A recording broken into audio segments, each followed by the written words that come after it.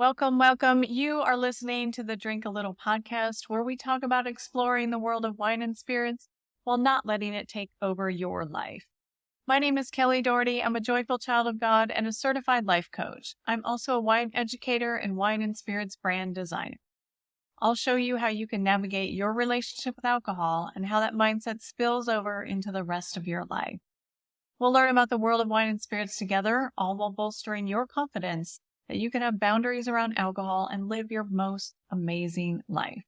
This is episode number 19, Easy Peasy.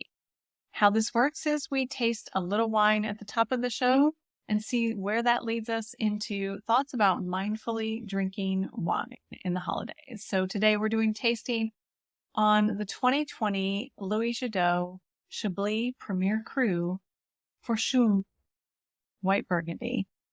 What a total mouthful that is. What we're going to do today is translate all that very quickly, and we'll keep this short and simple because I know it's a busy week for me, and I know it's a busy week for many of you.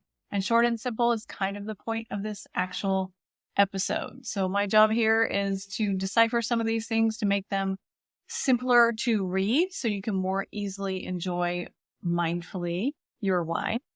And so I'll start with the largest picture of where this Chardonnay is coming from. It is actually a white Burgundy. You may have heard of a white Burgundy. That only ever means Chardonnay. Burgundy is a huge region in France, and it has that history of Chardonnay. This is where that grape variety actually comes from originally. And this is the gold standard that the world holds their Chardonnays to today.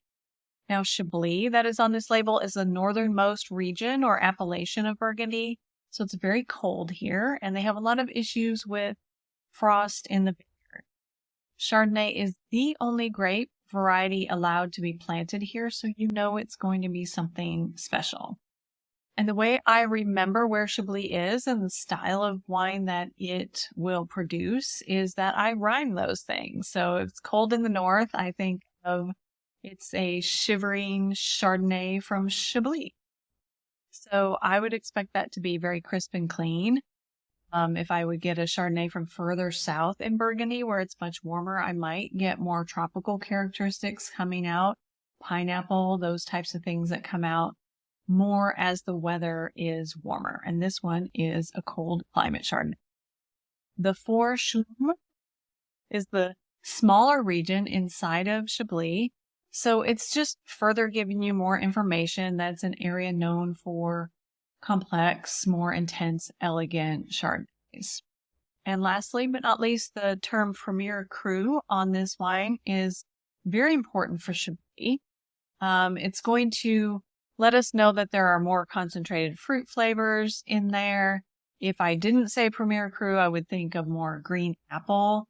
This one will still have very high acidity, but it will be moving towards more citrus flavors and probably going to have a little more body. So let it pour it in and give it a swirl. Give it a smell. Yeah, very fresh.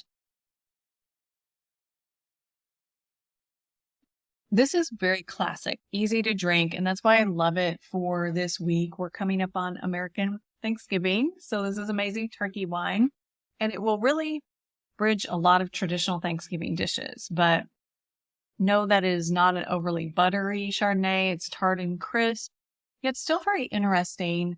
Has a little bit of a mineral content to it, a little bit of lime, a little bit of chalkiness. Definitely, if you bring something like this to Thanksgiving, I would just tell the host you've brought the classic Chardonnay to please the most challenging. So I think this is a winner for this week.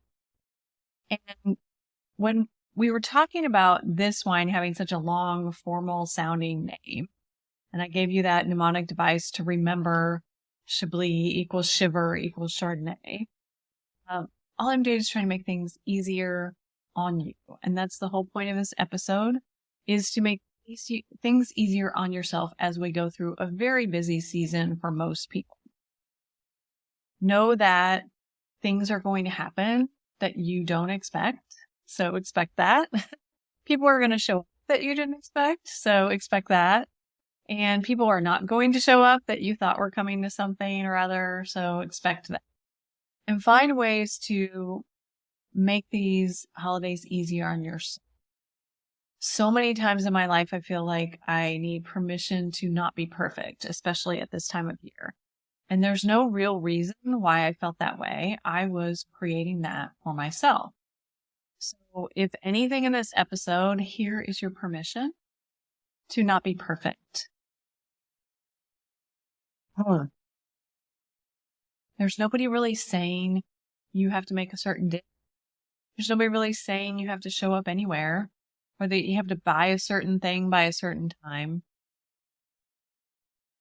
I realized I was putting all that stress on myself. And so many people say the number one cause of over drinking is stress. It makes sense, right?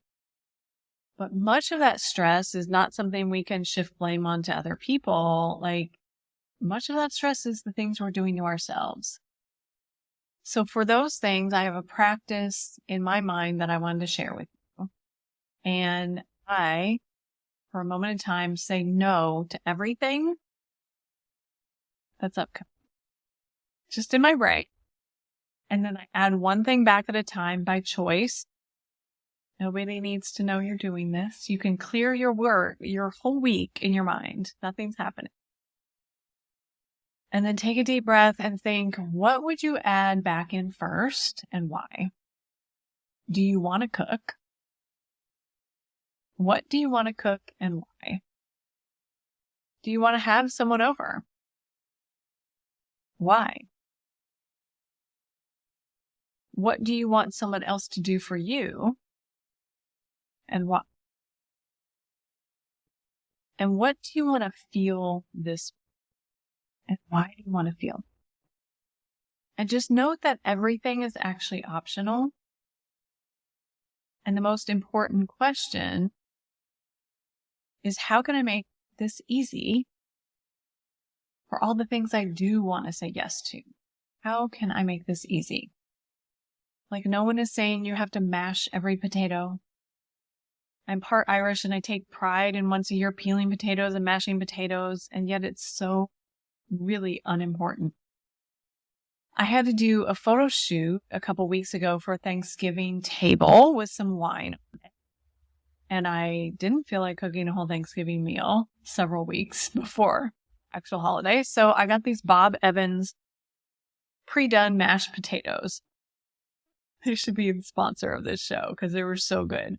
They looked great in the photograph and everyone in my household was happy. I did not mash any potatoes and I'm not going to mash anymore. It's all good. So can you do the things you love without adding layers of stress? That layer of stress that needs to be numbed out at the end of each day with wine. So I ask myself every day, especially this time of year, how can I make this easy? Instead of stating like a fact that things are so hard and I'm so overwhelmed and it's too much, all of these thoughts and words can take on a whole new life once you start talking about them to other people. People agree with your pain. And when you say you're overwhelmed and it's too much, you shut off the most creative part of your brain. Your brain wants to agree with you. It wants to make all your dreams come true, and it really can't discern when what you're talking about are nightmares and not dreams. Whatever you're talking about, and whatever you're thinking about, whatever you're focusing on, it's trying to make that come true. So if you're talking about how stressed you are, it will continue to present ways to be stressed and let you see just that. And that's when we tend to drink and overdrink. If you ask your brain, how can I make this easy? Then you're setting your brain up to win, for it to go out and solve that problem. And I promise you, your brain is really good at solving problems. Give it this problem of making things easy. And let your brain go to work and let your brain please you. That's what it's there for. And then when you get to when you get to the holiday, when you get to the family and friends, you have that wine in front of you and you have your calm brain, about you, you can enjoy the wine and smell the aromas and taste the texture and the lime and the crispness and the gorgeous fruits of the vineyard. And you're not using that wine as a way to escape from otherwise like overwhelmed moments that you have defined as overwhelming. This is a season of peace. This is a season of love. Let it be just that. And happy Thanksgiving to those of my friends that are celebrating. I'm so thankful for you. Always, always thankful for you. And I know we're doing good. We're going good places together. I will see you next week where we're going to explore a Pinot Noir called Conscious from Oregon. And if you are working on how to make it easy peasy on yourself these holidays, I do teach to a deeper level. I have a one-on-one coaching program tailored to your need where we cover how to stop over drinking, how to love yourself for all the right reasons, and emotional well-being. So go to kellydoherty.com/cheers to learn more.